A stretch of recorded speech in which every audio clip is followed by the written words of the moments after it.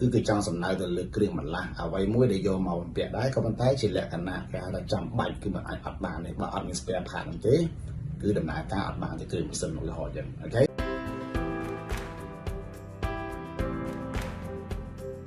Hey guys, welcome back. This is Mr. Ray. Nice to see you here again.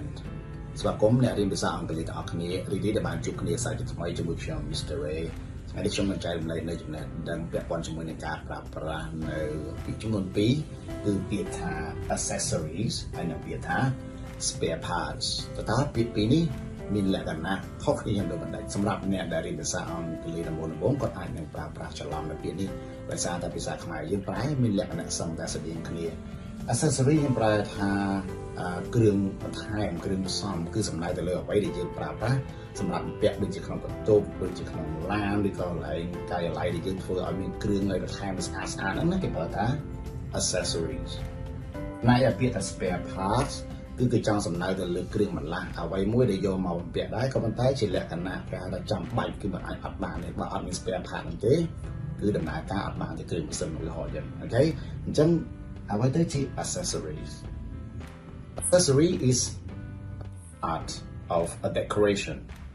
that is used to make your car, your room, or your office look more attractive. But that equipment is not necessary. Okay? អញ្ចឹងន័យរបស់វាគឺមានន័យបែបហ្នឹង Spare part is a new part of equipment that is used to replace a damaged or a broken one. ចឹងសម្រាប់ពាក្យថា spare part គេសំដៅទៅលើអ្វីមួយដែលយកទៅជំនួសអ្វីមួយផ្សេងទៀតដែលវាខូចខាតដែលវាអាចដំណើរការបានអញ្ចឹងគេប្រើ spare part ហើយឥឡូវយើងមកឧទាហរណ៍ដល់គ្នាដើម្បីបញ្ជាក់ My car hasn't been repaired អានេះជាទម្រង់ present perfect passive ណាគឺឡានរបស់ខ្ញុំមិនទាន់ត្រូវបានគេជួសជុលដល់ឡើយទេ because there are no spare parts ដោយសារតែ there are no អត់មាននៅ spare parts គឺអត់មានគ្រឿងបន្លាស់អញ្ចឹងអត់បានជួសជុលទេហើយឧទាហរណ៍ទី2 My car has so many accessories អញ្ចឹងឡានរបស់ខ្ញុំមានគ្រឿងផ្សំថែមថយច្រើនមែនទែន including ណារួមមាន roof rack គឺរួមមាននៅអានេះ roof rack មានថាដំបូលយើងឡានហ្នឹងគេមានគេហៅថាដូចជា